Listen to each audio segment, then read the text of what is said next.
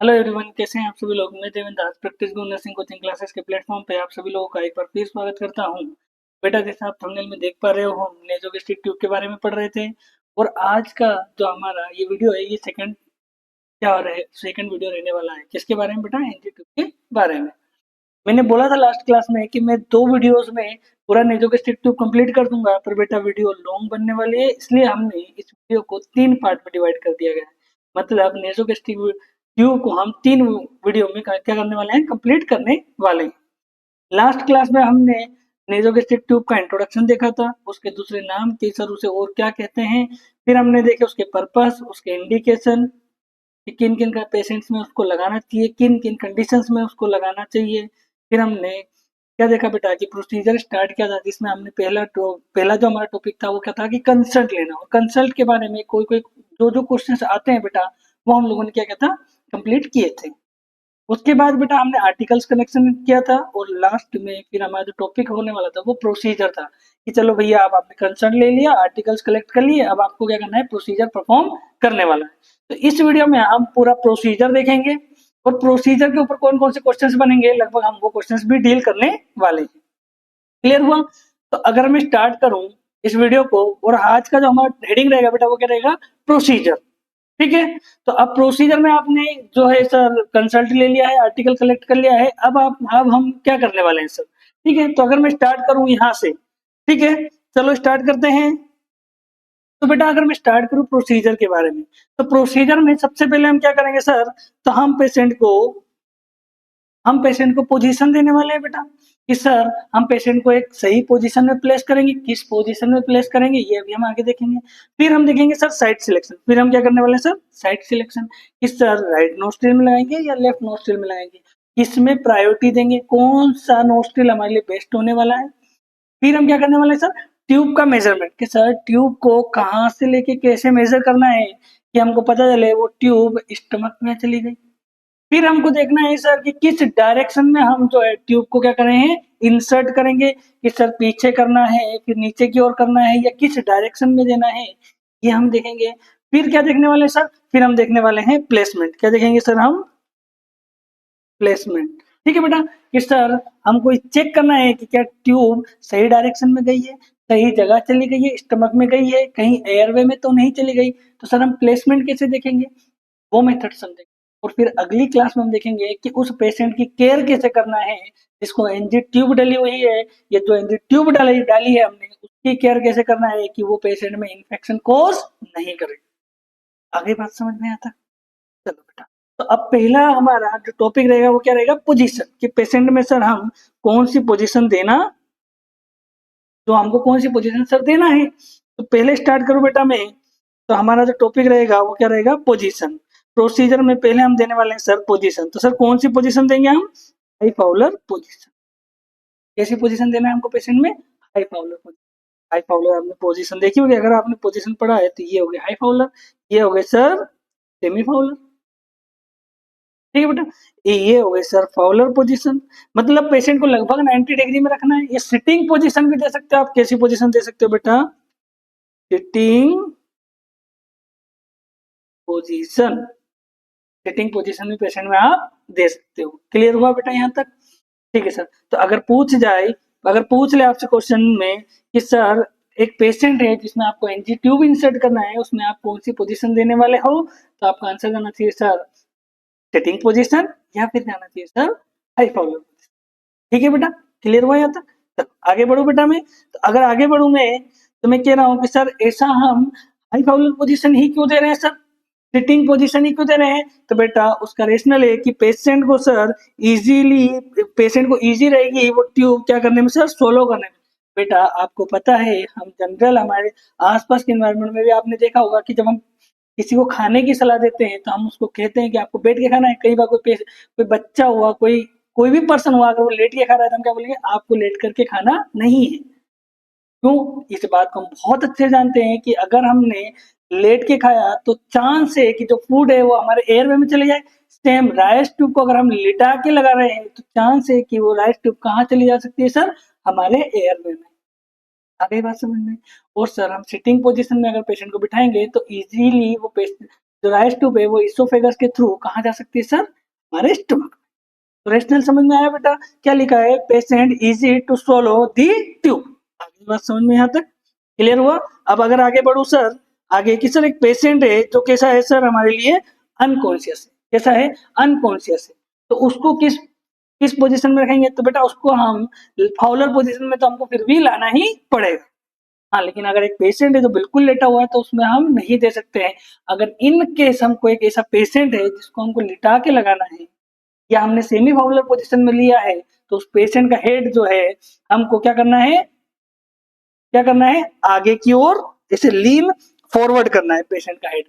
ऐसे करने से क्या होगा सर? तो बेटा ऐसा करने से जो हमारी एपिग्लोटिस है वो क्या हो जाएगी? बंद हो जाएगी, जिससे सर राइस ट्यूब के चांसेस एयर में जाने में कम हो जाएंगे।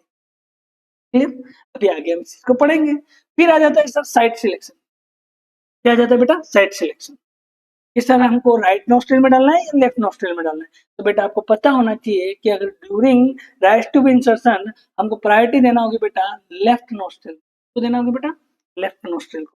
यही लिखा है हमने कि प्रायोरिटी किसको देंगे सर? हम लेफ्ट नोस्ट्रिल को। कई बार यहाँ से क्वेश्चन पूछा जाए, एज अ नर्सिंग ऑफिसर अगर आप राइस ट्यूब इंसर्ट कर रहे हो तो आप साइड सिलेक्शन के टाइम पे लेफ्ट नोस्ट्रिल यूज करोगे या राइट नोस्ट्रिल यूज करोगे? तो आप क्या बोलोगे सर? हम जो है लेफ्ट नोस्ट्रिल को यूज करने वाले हैं। क्लियर हुआ बेटा? ये हम प्रायोरिटी किसको देंगे सर? लेफ्ट नोस्ट्रिल को। क्लियर हो गया यहाँ तक? आगे बढ़ू बेटा मैं, तो आगे हम बात करें कि सर लेफ्ट नोस्ट्रिल ही क्यों लेते हैं हम?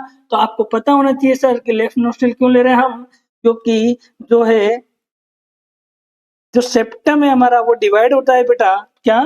जो हमारा सेप्टम है बेटा वो किधर डिवाइड हो रहा है सर? हमारे राइट साइड में। हमारा ये फॉर एग्जांपल ये एक पर्सन की नोज है और जो हमारा सेप्टम है बेटा ये कहीं ना कहीं राइट साइड में ज्यादा होता है और लेफ्ट साइड में हमको स्पेस ज्यादा। आ गई बात समझ में? क्लियर हुआ? तो हम क्या करेंगे सर? लेफ्ट साइड से इजीली इंसर्ट कर पाएंगे ट्यूब। क्लियर हुआ यहाँ तक? तो आपको ध्यान रखना है, यहाँ मैंने लिखा है एक बात, अवॉइड राइट नोस्ट्रिल। कोशिश करना कि आपको राइट नोस्ट्रिल से ट्यूब डालने की जरूरत ना पड़े। इन केस इमरजेंसी तो हम डाल ही देंगे। आई बात समझ में यहाँ तक? क्लियर हुआ बच्चा? चलो ठीक है। क्यों सर? तो मैंने रेशनल भी लिखा है, आप सामने देख सकते हो। रेशनल क्या लिखा है? It can increase chance of injury. क्यों? देखो, avoid right nostril because septum divided into right nostril. जो हमारा बीच का सेप्टम है बेटा वो किस साइड डिवाइड हो रहा है? लगभग राइट नोस्ट्रिल में डिवाइड हो रहा है। और ऐसा होने पे अगर हम राइट साइड सिलेक्ट करते हैं तो इट कैन चांस या it can increase chance of injury.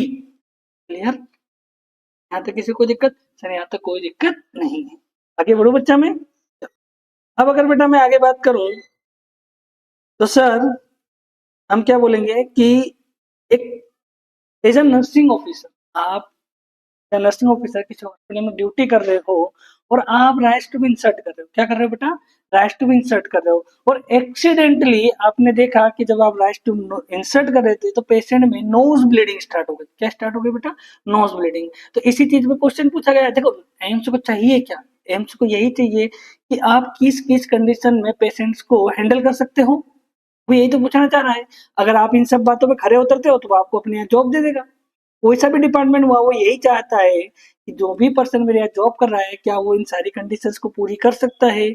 ऐसे ही एम्स अपने यहाँ पे कुछ शर्तें रखता है। अगर वो जैसे फॉर एग्जांपल इस क्वेश्चन को देखो, फिर हम आगे बात करते हैं कि उसने क्या पूछा कि accidentally nose bleeding during anti tube insertion, what is the first priority या what is the first nursing priority. मतलब क्या पूछ रहा है एम्स? एम्स आपसे पूछ रहा है कि एज अ नर्सिंग ऑफिसर आप किसी पेशेंट में राइस ट्यूब इंसर्ट कर रहे हो और एक्सीडेंटली नोज ब्लीडिंग हो गई। क्या हो गई भैया? Nose bleeding. तो आपकी फर्स्ट प्रायोरिटी क्या रहेगी? आप क्या करने वाले हो? तो सर आपको एज अ नर्सिंग ऑफिसर क्या करना है, मैं कुछ ऑप्शंस रखता हूँ और आप बताइएगा आप क्या करने वाले हो, फिर मैं बताऊंगा सही आंसर क्या होने वाला है। क्लियर है? तो ये देखो बेटा, ऑप्शन फर्स्ट क्या कह रहा है बेटा कि आप क्या करोगे? उसे सुपाइन पोजीशन दे दोगे, गिव सुपाइन पोजीशन। या पेशेंट को सीधा लेटा दोगे आप जब नोज ब्लीड हो रही थी। दूसरा ऑप्शन क्या कह रहा है बेटा, गिव सिटिंग पोजीशन, कैसी पोजीशन दे दोगे आप, सिटिंग पोजीशन दोगे और लीन फॉरवर्ड दी हेड, कि सर उसके सिर को आगे की ओर ऐसे झुका देंगे, ये दूसरा ऑप्शन कह रहा है। तीसरा ऑप्शन क्या कह रहा है बेटा, जरा तीसरा ऑप्शन देखो आप, तीसरा ऑप्शन कह रहा है सर कि give sitting position and backward head, कि सर आप सिटिंग पोजीशन देके सिर को पीछे की ओर कर दोगे, क्या ऐसे करने वाले हो आप। थर्ड ऑप्शन, लास्ट ऑप्शन क्या कह रहा है बेटा, कि सर नहीं कोई बात नहीं, आप एनजी ट्यूब इंसर्ट कर रहे थे, कोई बात नहीं, आप तो कंटिन्यूस रेगुलरली क्या करो, इंसर्ट कर दो किसको, एनजी ट्यूब को। तो अब आप खुद अपने आप में सोच के बताओ कि एज ए नर्सिंग ऑफिसर आप किसी को राइस ट्यूब डाल रहे हो, उसमें नोज ब्लीडिंग हो गई, तो आपकी प्रायोरिटी क्या रहेगी, क्या आप उसको सीधा लिटा दोगे, या आप उसको बिठा के उसके सिर को आगे की ओर धकेल दोगे, या आप उसको बिठा के उसके सिर को पीछे की ओर धकेल दोगे, या आप कंटिन्यूस राइस ट्यूब डाल दोगे, मेरा काम राइस ट्यूब डालना था भैया, ब्लीडिंग होती वो अलग मैटर है, तो आप क्या करने वाले हो। तो बेटा अगर मैं सही आंसर की बात करूं तो आपको क्या करना है बेटा, आपको देना है सिटिंग पोजीशन देना है पेशेंट में, और उसके सिर को आगे की ओर ऐसे क्या करना है, लीन फॉरवर्ड करना है। ऐसा करने से क्या होगा सर, सर ऐसा करके आप देखो, आप अपने आप में इमेज करके देखो, जब आप ऐसा करते हो तो कहीं ना कहीं आपको रेस्पिरेट में भी ब्रीथिंग होती है, ब्रीथिंग करने में आपको तकलीफ हो रही है, सांस लेने में तकलीफ हो रही है आपको, तो सर कहीं ना कहीं जब हम ऐसा करते हैं तो हमारा एपिग्लोटिस हमारे एयरवे को क्या कर देता है, ब्लॉक कर देता है, और जब हमारा एयरवे थोड़ा बंद हो जाएगा तो सर क्या होगा, एस्पायरेट जो ब्लड आ रहा है वो एयरवे में ना जाके क्या होगा, या तो हमने जैसे आगे उसको कहीं ना कहीं हेड आगे क्या है तो नोज से जो ब्लीड हो रही है वो बाहर आ जाए, और जो अंदर गया है वो एटलीस्ट कहीं ना कहीं वो हमारे इसोफेगस में जाए, ना कि हमारे एयरवे में। क्लियर हो गया बात बेटा, यहाँ क्लियर होगा सर। अब बैकवर्ड तो नहीं देंगे, आप देखना जब मैं एंडोटेकल ट्यूब पढ़ाऊंगा तो जब भी हमको एंडोटेकल ट्यूब डालना है तो हमको एयरवे ओपन करना होता है, उस टाइम पे हम क्या करते हैं, सिर को पीछे की ओर करते हैं जिससे हमारा एयरवे खुल जाए। अब जब हम राइस ट्यूब डाल रहे हैं तो राइस ट्यूब डालते वक्त हमको एयरवे का तो काम नहीं है, तो हमारी प्रायोरिटी रहेगी कि हम एयरवे को क्या करें, क्लोज करें। आ गई बात समझ में बेटा, तो आंसर क्या जाएगा बेटा, बी। क्लियर हुआ यहाँ तक, ये आपके सामने आ गया, आंसर क्या आया, बी। अब देखो ऐसा करने से क्या हुआ, ये रेशनल मैंने आपके सामने लिखा है, रेशनल लिखा है बेटा कि lean forward the head, close the epiglottis, sir हम जैसे ही आगे सिर को करेंगे उससे क्या बंद हो जाएगी सर, हमारी एपिग्लोटिस।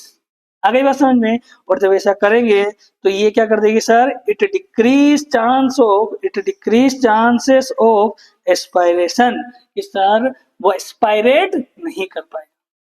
क्लियर बेटा यहाँ तक। और क्या कर सकते हैं सर, तो और क्या करें सर, हम क्या करेंगे, कोल्ड एप्लीकेशन अप्लाई करेंगे। क्या करेंगे बेटा, कोल्ड एप्लीकेशन। आपको पता है हमारी नर्सिंग में दो तरह की एप्लीकेशन होती है, एक होती है बेटा हॉट, एक होती है बेटा कोल्ड।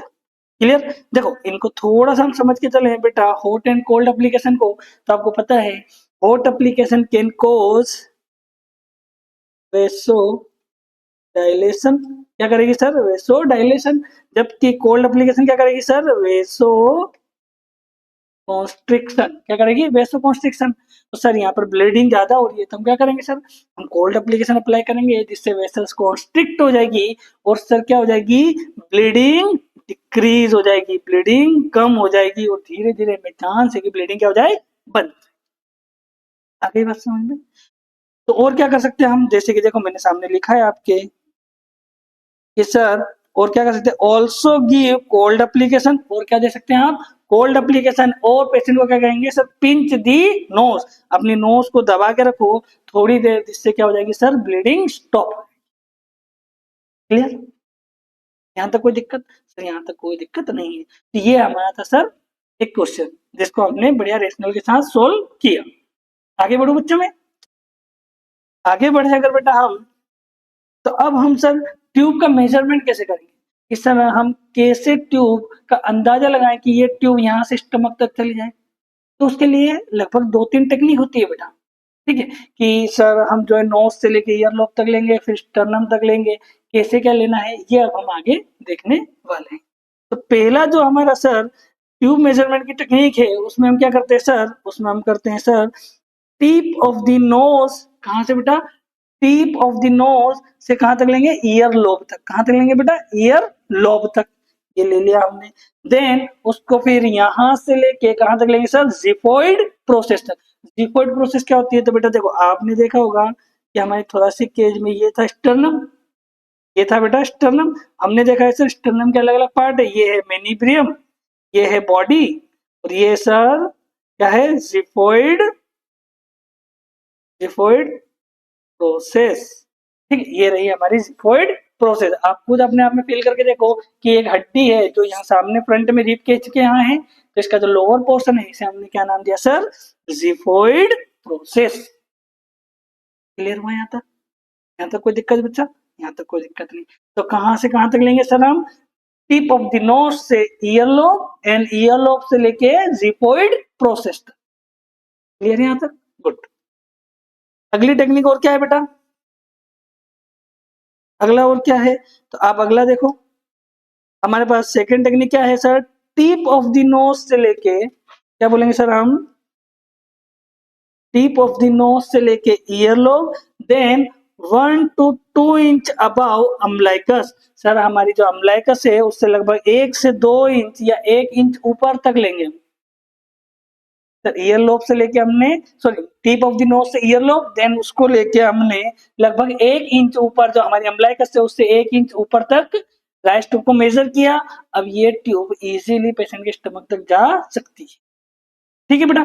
थर्ड टेक्निक और क्या हो सकता है सर, थर्ड मेजरमेंट कैसे करेंगे सर हम, तो हमने बोला कि और क्या कर सकते हैं sir, tip of the nose से earlobe, then 1 to 2 inch below the xiphoid process या लोअर स्टर्नम। क्या कह रहे हैं बेटा थर्ड पॉइंट, कि सर आप टिप ऑफ द नोज से लेके ईयरलोब तक लो, फिर आपका जो स्टर्नम है उससे लगभग 1 से 2 इंच, कितना 1 से 2 इंच नीचे तक ले लो।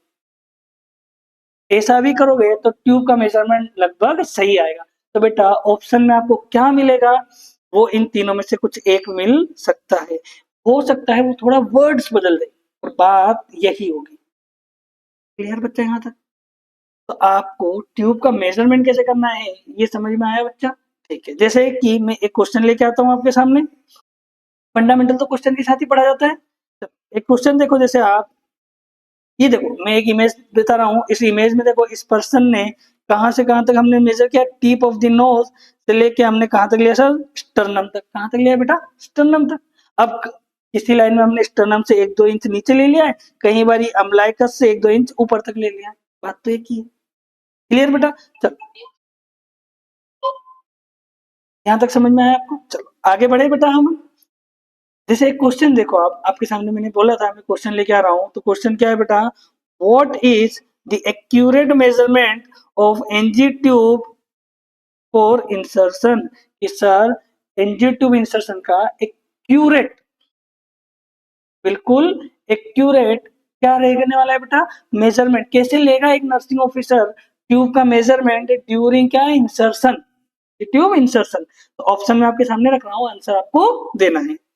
ऑप्शन पहला क्या है बेटा, टिप ऑफ द नोज से लेके ईयरलोब एंड जिफोइड प्रोसेस। ऑप्शन दूसरा क्या है बेटा हमारा, टिप ऑफ द नोज से कहां तक बेटा, to earlobe, then 1 to 2 inch below the xiphoid process.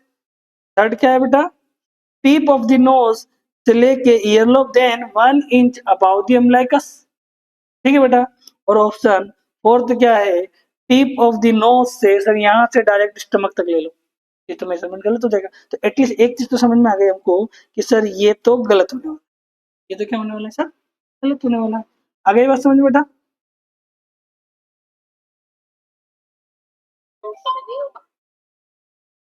Clear हुआ था?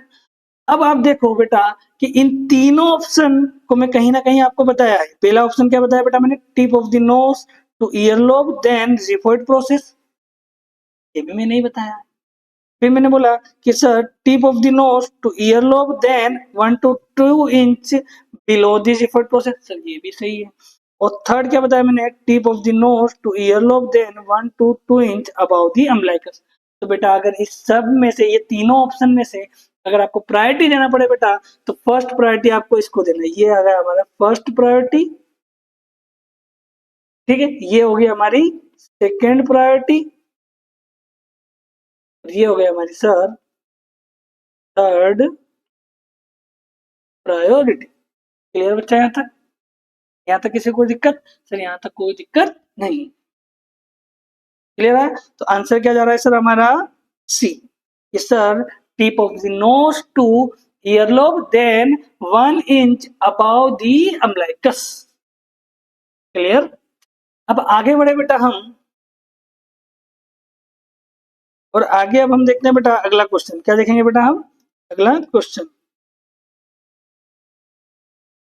देखो बेटा, अगर आप जब भी एनजी ट्यूब इंसर्ट करने जा रहे हो, क्या करने जा रहे हो बेटा? जब भी आप एनजी ट्यूब इंसर्ट करने जा रहे हो तो आपने देखा होगा कि एनजी ट्यूब जो है सर वो बहुत फ्लेक्सिबल होती है, और उससे क्या होता है सर, चांस है कि वो एनजी ट्यूब जो है वो एयर में चली जाए, बहुत फ्लेक्सिबल है वो। तो हमको क्या करना है, हमको बिफोर, जैसे हम लोगों ने स्टार्ट किया, क्या मेजरमेंट किया, देन हम क्या करेंगे कि हम एनजी ट्यूब को कुछ देर के लिए बेटा कोल्ड वाटर, कैसे बेटा, कुछ देर के लिए हम कोल्ड वाटर में रख दें या हम आइस वाटर में रखें, कोल्ड वाटर या आइस वाटर में रखें, जिससे क्या होगा सर, उसकी फ्लेक्सिबिलिटी क्या हो जाएगी सर, कम हो जाएगी। तो एक बात ये भी ध्यान रखना आपको कि सर एनजी ट्यूब इंसर्शन से पहले हम एनजी ट्यूब को कुछ देर के लिए कहाँ रखते हैं सर, कोल्ड वाटर या आइस वाटर में।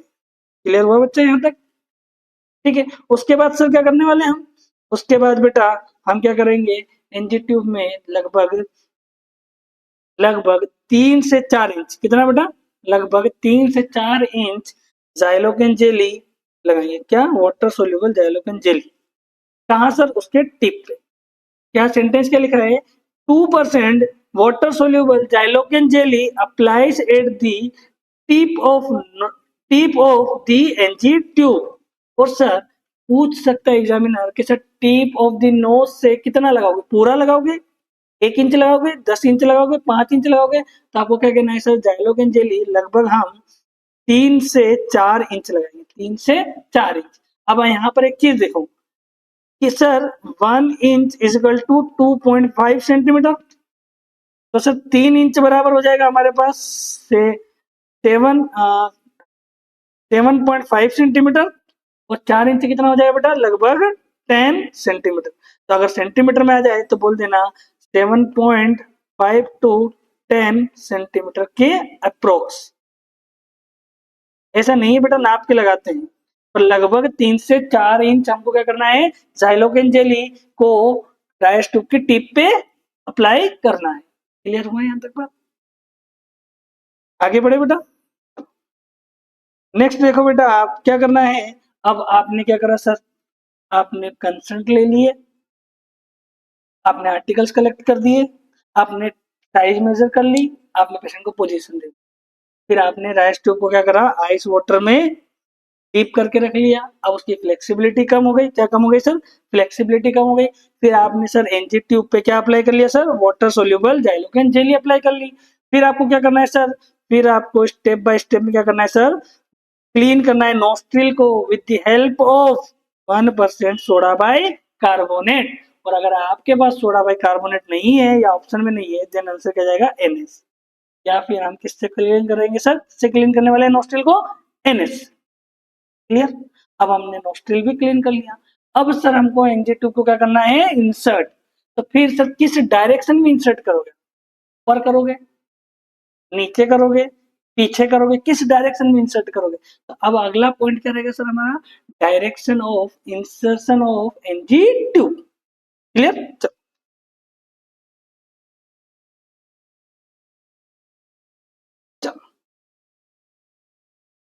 किस डायरेक्शन में इंसर्ट करने वाले, क्या लिखा है कि इंसर्ट दी ट्यूब।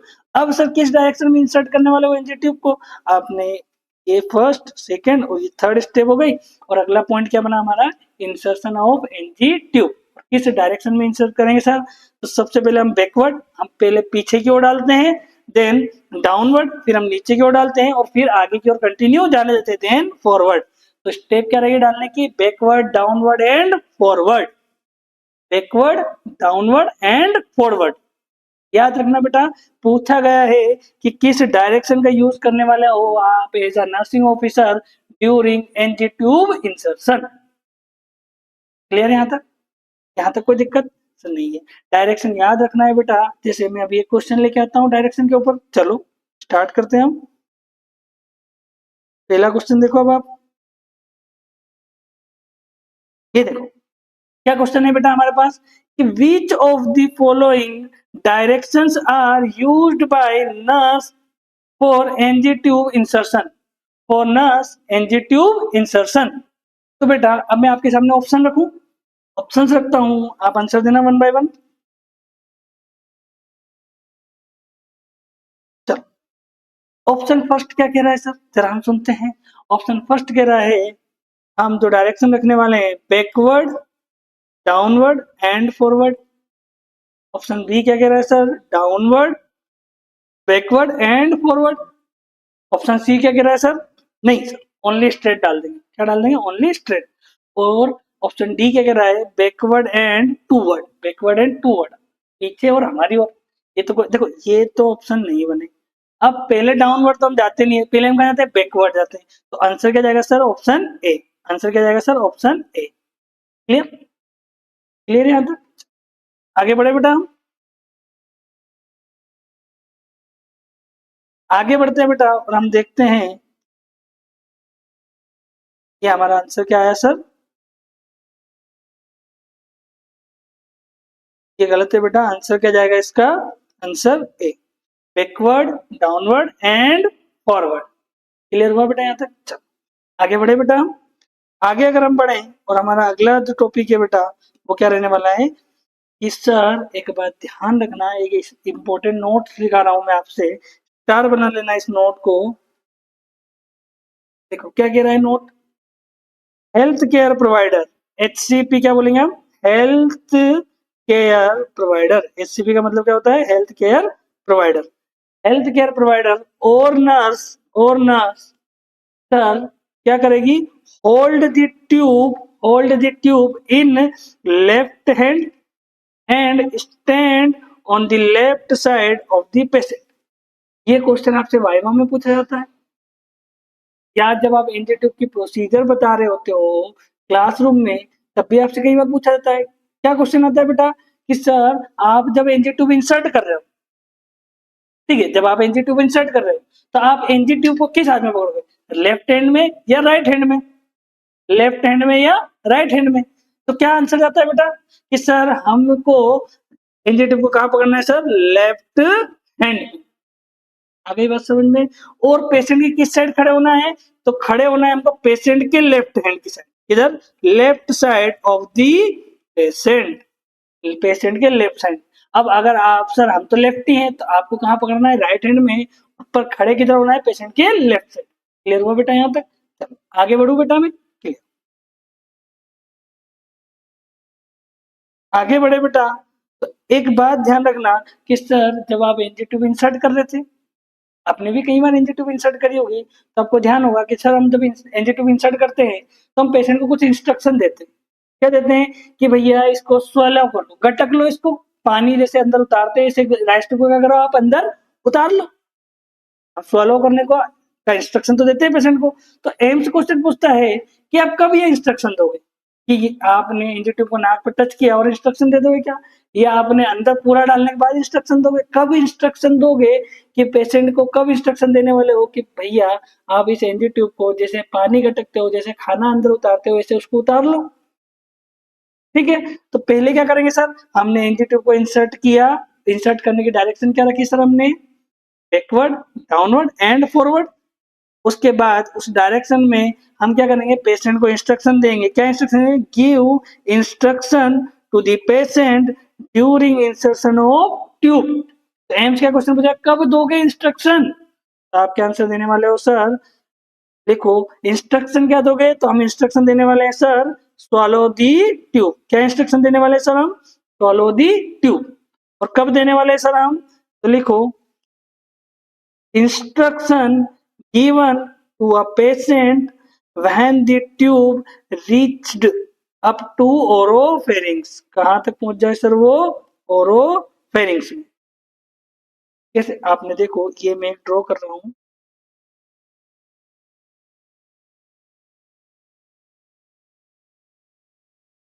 ये हमारे पास पेशेंट है बेटा, ये हो गई ओरल कैविटी, ये क्या हो गया बेटा, ओरल कैविटी, ये हो गई सर नेजल कैविटी। अब आपने एक एनजी ट्यूब इंसर्ट करी, ये रही हमारे पास एनजी ट्यूब, ये देखो ये आपने एनजी ट्यूब डाली, तो ये पीछे वाला पोर्शन है नेजोफेरिंक्स, मैंने रेस्पिरेटरी सिस्टम में पढ़ाया है अभी। नेजोफेरिंक्स, नेजोफेरिंक्स से क्या आया, ओरोफेरिंक्स, ओरोफेरिंक्स से क्या आता है, लेरिंगोफेरिंक्स। तो बेटा हम क्या करेंगे सर, सर हम ये ट्यूब जब ओरोफेरिंक्स में आ जाए, कहाँ आ जाए बेटा, ओरोफेरिंक्स के अंदर, तब हम पेशेंट को क्या कहेंगे, इंस्ट्रक्शन देंगे। क्या इंस्ट्रक्शन देंगे सर, हम इंस्ट्रक्शन देंगे कि स्वॉलो दी ट्यूब, ट्यूब को अंदर खाना उतारते हो वैसे उतारना है। ये इंस्ट्रक्शन हमको किसको देना है, क्लाइंट को। पूछा जाए इंस्ट्रक्शन कब दोगे, तो सर इंस्ट्रक्शन तब देंगे जब जो है हमारी ट्यूब कहाँ पे पहुंच जाए, ओरोफेरिंक्स में। कहाँ पहुंच जाए सर, ओरोफेरिंक्स में।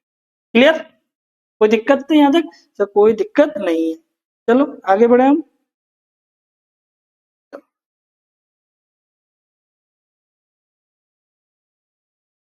आगे बढ़ू बेटा मैं, और आगे हमारा एक क्वेश्चन है। क्वेश्चन क्या कह रहा है बेटा हमारा, कि एक नर्स है, क्या है बेटा, एक नर्स, और वो नर्स क्या कर रही है बेटा, एनजी ट्यूब इंसर्ट कर रही है। और एनजी ट्यूब इंसर्शन के टाइम पे उसने पेशेंट में देखा आरडीएस। क्या देखा बेटा, आरडीएस, आरडीएस देखा। क्या होता है बेटा आरडीएस, चलो आरडीएस का मतलब होता है बेटा रेस्पिरेटरी डिस्ट्रेस सिंड्रोम। क्या है सर, रेस्पिरेटरी डिस्ट्रेस, पेशेंट अचानक से ब्रीथिंग डिफिकल्टी फील करने लगा, जब आप राइस ट्यूब डाल रहे हो, तो आपकी फर्स्ट प्रायोरिटी क्या है। ये आपने एम्स से पूछा कि भैया आप हमारे यहाँ जॉब करने आ गए, ये कल को आप हमारे यहाँ जॉब करने आए और आप राइस ट्यूब डाल रहे थे, और राइस ट्यूब डालते वक्त आपने देखा कि एक पेशेंट को आरडीएस हो रहा है, रेस्पिरेटरी डिस्ट्रेस हो रहा है, तो एज ए नर्सिंग ऑफिसर आपकी क्या प्रायोरिटी है, क्या है, एज ए नर्सिंग ऑफिसर आपकी क्या फर्स्ट प्रायोरिटी रहेगी, आप क्या करने वाले हो। क्या राइस ट्यूब को बाहर निकाल दोगे, कंटिन्यूस इंसर्ट करोगे, या थोड़ा पीछे लेके वापस अंदर डालोगे, क्या करने वाले हो आप। आगे बात समझ में। तो आप ये फील करके पढ़ो कि आप अगर कल को एम्स में गए और आप राइस ट्यूब डाल देते और ऐसा हुआ तो आप क्या करोगे, या जो भी कंडीशन से अगर ऐसा होता है तो आप उस टाइम पे क्या करने वाले हो। ये इस तरीके से अगर आपने पढ़ा देन आपकी एम्स में 100% सिलेक्शन है बेटा। अदरवाइज एम्स आपको कभी भी रखने वाला नहीं है। एम्स बस यही चाहता है कि अगर कुछ इमरजेंसीज होती है तो क्या ये पर्सन इस इमरजेंसी को डील कर सकता है, नर्सिंग ऑफिसर ये इस कंडीशन को डील कर सकता है, देन ये हमारे यहाँ जॉब करने लायक है, अदरवाइज ये हमारे यहाँ जॉब करने लायक नहीं। आगे बात समझ में। तो मैंने क्वेश्चन क्या बताया बेटा आपको, कि sir as a nursing officer, या क्वेश्चन क्या कह रहा है, पहले क्वेश्चन ही पढ़ लेता हूँ। एक nurse observe RDS during NG tube insertion, what is the first priority, nurse की क्या फर्स्ट प्रायोरिटी रहने वाली है। ऑप्शन देखते हैं बेटा हम। तो बेटा अब आप खुद सोच के बताओ कि आप as a nursing officer Ryle's tube डाल रहे हो, और राइस ट्यूब डालते वक्त आपने पेशेंट में क्या देख लिया सर, आरडीएस। क्या देख लिया भैया, आरडीएस। तो सर आप क्या करने वाले हो, क्या आप ऑप्शन फर्स्ट देखो, ट्यूब को बाहर निकाल लोगे, रिमूव कर लोगे ट्यूब को, या आप कंटिन्यूस इंसर्ट करते जाओगे ट्यूब को, कोई बात नहीं हो रहा है तो होने दो, कंटिन्यूस इंसर्ट कर दो, या आप क्या करोगे सर, ट्यूब को पुल बैक करोगे, थोड़ा सा ट्यूब को बाहर खींचोगे, ठीक है, एंड री इंसर्ट करोगे ट्यूब को, कब, जब व्हेन सबसाइड दी सिम्टम, जब सिम्टम्स क्या हो जाए, थोड़े कम हो जाए। कैसे, ऑप्शन फोर्थ भी देख लेते हैं पहले, फिर हम थर्ड ऑप्शन को हम अच्छे से डिस्कस करते हैं। ऑप्शन फोर्थ क्या है, कोई बात नहीं डॉक्यूमेंटेशन कर दो कि भैया जब हमने राइस ट्यूब डाली थी इसको आरडीएस हुआ था। नहीं, देखो ये हम नहीं करने वाले हैं, ये भी हम नहीं करेंगे। आरडीएस हो रहा है भाई साहब, फिर कंटिन्यूस कैसे डाल दें, और ट्यूब बाहर निकालना हमारा कोई सोल्यूशन नहीं है, बड़ी मुश्किल से हमने डाली है भाई साहब, उसको बाहर क्यों निकालें।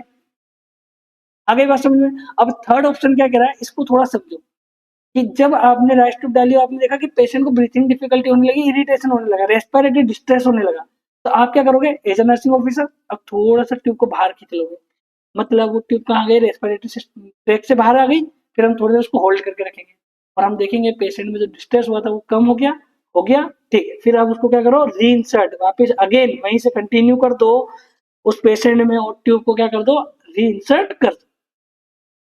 आगे बात समझ में, कि pull back the tube and reinsert when subside the symptom, जो आरडीएस के सिम्टम थे वो क्या हो जाए, सबसाइड हो जाए, ट्यूब को क्या कर दो, री इंसर्ट कर दो। क्लियर बच्चा यहाँ तक? आगे बढ़ो बेटा मैं, अगला क्वेश्चन देखते हैं हम। या आगे हम देखते हैं कि सर एक काम बताओ, एक बात बताओ आप, कॉन्शियस पेशेंट में तो लास्ट ट्यूब डालते देख लिया हमने, अनकॉन्शियस में कैसे डालेंगे? अनकॉन्शियस के बारे में मैं पहले ही बता चुका हूँ तुमको। क्या करेंगे sir, in an unconscious patient direction of NG tube insertion क्या रहेगी? तो डायरेक्शन तो बेटा सेम रहेगी, बस हमको एक काम करना है। क्या करना है बेटा कि lean forward the head, head को क्या करेंगे, लीन forward the head and insert the tube, उसी डायरेक्शन में डाउनवर्ड, पहले बैकवर्ड, डाउनवर्ड एंड फॉरवर्ड, इसी डायरेक्शन को फॉलो करना है। पर हमको एक काम करना है, हेड को क्या करना है, लीन फॉरवर्ड, आगे की ओर धकेल देना है। जब हम ऐसा करेंगे तो इससे क्या होगा, हो जाएगा सर, हमारी एपिग्लोटिस बंद हो जाएगी।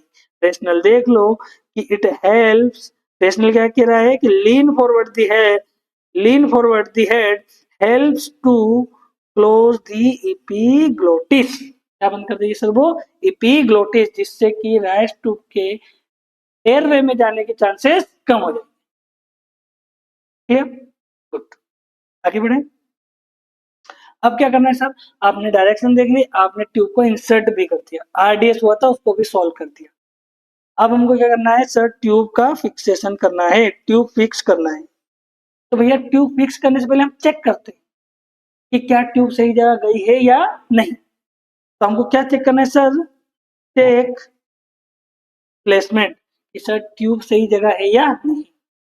आगे बस हमने, तो कैसे प्लेसमेंट चेक करेंगे बेटा, हमने देखा है सर, हमारे पास तो 3-4 मेथड है। क्या क्या सर, हम ऑस्कल्टेशन कर सकते हैं सर, हम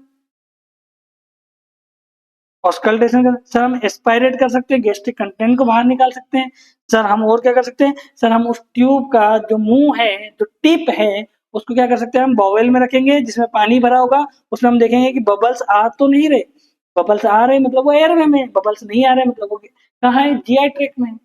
और क्या कर सकते हैं हम, बॉवेल प्रेजेंट इन, या बबल्स प्रेजेंट इन बॉवेल, पानी का जो बॉवेल है उसमें। आगे इसमें, और नेक्स्ट वन क्या है सर, एक्सरे करा लो। क्या करा लो सर, एक्सरे करा लो।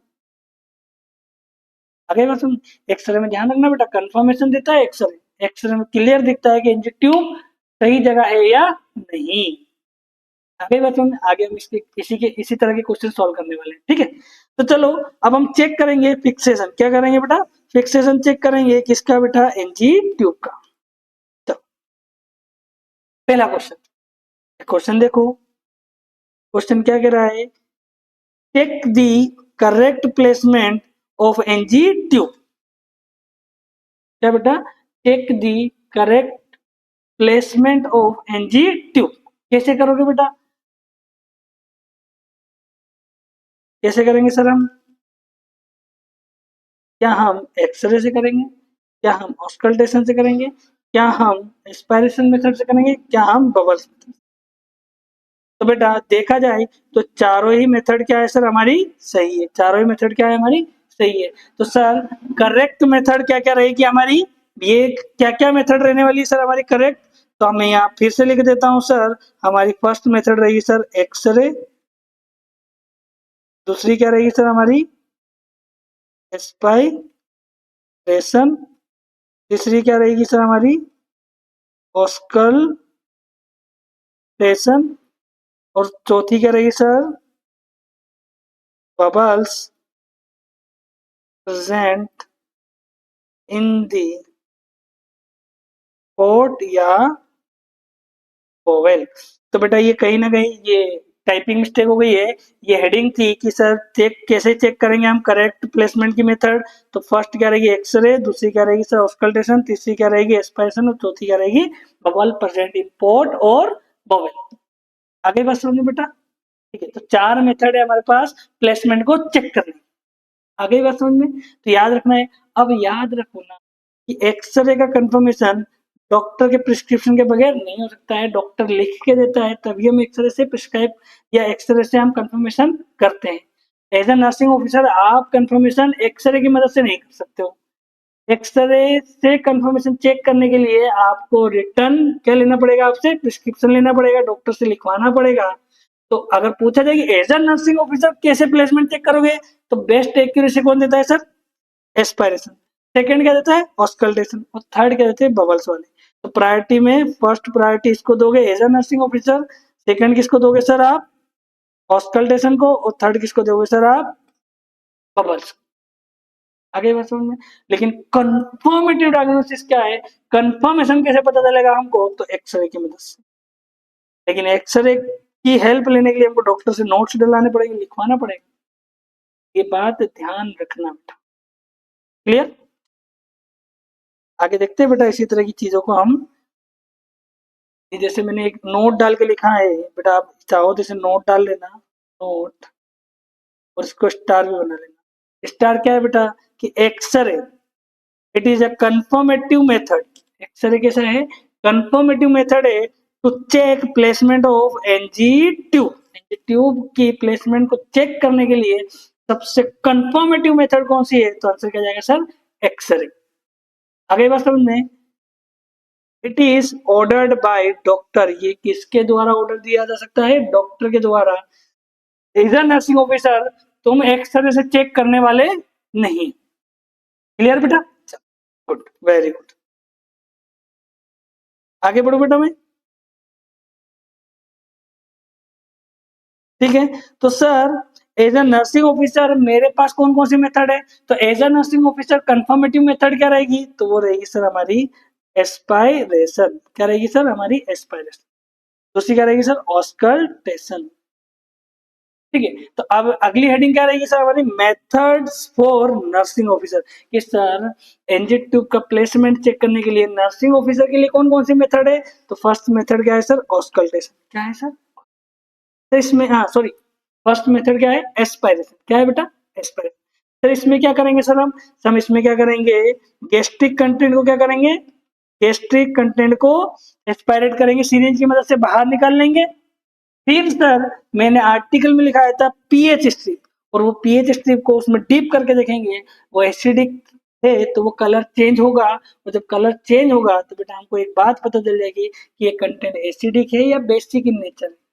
और अगर कंटेंट एसिडिक इन नेचर में हुआ बेटा, तो हम कंफर्म समझ जाएंगे कि जो ट्यूब है वो कहाँ प्लेस है सर, स्टमक के अंदर। कहाँ प्लेस है सर, स्टमक के अंदर। क्लियर, यहाँ तक कोई दिक्कत, फिर यहाँ तक कोई दिक्कत नहीं। आगे बढ़ो बेटा, सेकंड मेथड क्या है सर हमारी ऑस्कल्टेशन। ऑस्कल्टेशन में क्या करते हैं सर, आपने देखा होगा हमें इंजेक्ट ट्यूब में एक सिरिंज को कनेक्ट किया, स्टेथोस्कोप को स्टमक में रखा, एपिगेस्ट्रिक रीजन में रखा, और हमने क्या करा जोर से एयर को पुश किया, और जब हम पुश करते हैं तो हमको एक साउंड सुनाई देता है। तो अब देखो यहाँ से क्या क्या क्वेश्चन बनाने वाला है। पहला सर आप कितनी एयर पुश करने वाले हो, एज ए नर्सिंग ऑफिसर जब आप ऑस्कल्टेशन मेथड का यूज करके एनजी ट्यूब की प्लेसमेंट चेक कर रहे हो, तो कितना ml एयर पुश करने वाले हो पेशेंट के स्टमक के अंदर। तो एज ए नर्सिंग ऑफिसर मैं लगभग 5 से 10 ml एयर पुश करूंगा, किसकी मदद सर, सीरीज की मदद से। और ऑस्कल्टेट किसकी मदद से करेंगे, स्टेथोस्कोप। ठीक है सर, अब उसने क्या पूछ रहा है मालूम, ये तुम पढ़ के गए तो वो पूछेगा कौन सा साउंड सुनाता है, साउंड का नाम क्या है। तो साउंड जो आता है बेटा वो वूजिंग साउंड आता है। कैसा साउंड आता है बेटा, वूजिंग साउंड आता है। ये देखो स्टार बना लेना कि ड्यूरिंग ऑस्कल्टेशन सर हमको कौन सा साउंड सुनाता है, तो आंसर क्या जाएगा बेटा वूजिंग। कौन सा साउंड आता है सर, वूजिंग। क्लियर बच्चा यहाँ तक, यहाँ तक किसी को डाउट, यहाँ तक कोई डाउट नहीं। आगे बढ़ू बेटा मैं, वेरी गुड। आगे बढ़े हम बेटा, और हमारा जो नेक्स्ट क्या रहने वाला है, तो हमारा नेक्स्ट रहने वाला है सर एक क्वेश्चन है। तो क्वेश्चन क्या कह रहा है बेटा, क्वेश्चन क्या कह रहा है, मोस्ट कॉमन मेथड, क्या बेटा most common method use in clinical practice, use in clinical practice for check placement of NG tube. इस सर सबसे ज्यादा उपयोग की जाने वाली मेथड बताओ मुझे जिससे हम चेक करते हैं एनजी ट्यूब का प्लेसमेंट। आगे बात समझ में, ऑप्शन देखो जरा। ऑप्शन ए कह रहा है सर एक्सरे, ऑप्शन बी कह रहा है सर ऑस्कल्टेशन, ऑप्शन सी कह रहा है सर एस्पायरेशन, और ऑप्शन डी कह रहा है सर बबल। तो बेटा मैं बता दूं आपको कि अधिकतर आपने देखा होगा कि एनजी ट्यूब का प्लेसमेंट करने के लिए सर हम एस्पायरेट वाली मेथड यूज करते हैं। कौन सी मेथड यूज करते हैं सर, एस्पायरेशन वाली। क्या करेंगे सर हम क्या करेंगे, एनजी ट्यूब डाल दी, अब हम गैस्ट्रिक कंटेंट को थोड़ा सा निकाल के देखेंगे कि सर वो सही जगह लगा है या नहीं, और जो कंटेंट आया है वो कैसा नेचर में, एसिडिक है या बेसिक इन नेचर। आगे बस समझ में क्लियर हुआ यहाँ तक? ठीक है सर। तो इसमें जो आंसर जाने वाला है बेटा, वो आंसर क्या जाने वाला है सर, एस्पायरेशन मेथड। आगे बात समझ में, क्योंकि ये तो मोस्ट कॉमनली यूज होती है, लेकिन ऐसा क्वेश्चन बदल दे, कंफर्मेटिव मेथड कौन सी है, देन आंसर क्या जाएगा सर, एक्सरे। देन आंसर क्या जाएगा, एक्सरे। ऐसे ही क्वेश्चन लेके आ रहा हूं मैं आपके सामने, देखो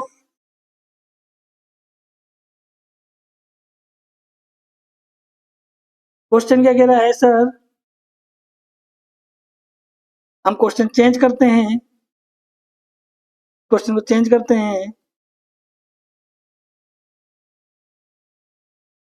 कंफर्मेटिव, क्या है बेटा, confirmative method used for check accurate placement of NG tube. Confirmation कौन दे सकता है, क्या ऑस्कल्टेशन दे सकता है, क्या एस्पायरेशन दे सकता है, क्या एक्सरे दे सकता है, क्या बवल प्रेजेंट इन बावल हो सकता है, कंफर्मेटिव कौन दे सकता है, ऑप्शन ये आपके सामने रहे, आंसर आपको देना है। पहला ऑप्शन क्या है बेटा, एक्सरे, पहला ऑप्शन क्या है बेटा, एक्सरे। दूसरा ऑप्शन क्या है सर, ऑस्कल्टेशन। तीसरा ऑप्शन क्या है सर, एस्पायरेशन। और चौथा ऑप्शन क्या है सर, बवल प्रेजेंट इन बावेल, या मैं कह सकता हूँ पोर्ट। तो आपको खुद को पता है सर, एक्सरे से बिल्कुल कंफर्मेशन हो जाएगा कि राइस ट्यूब कहाँ लगी है। क्लियर बच्चे हैं तक?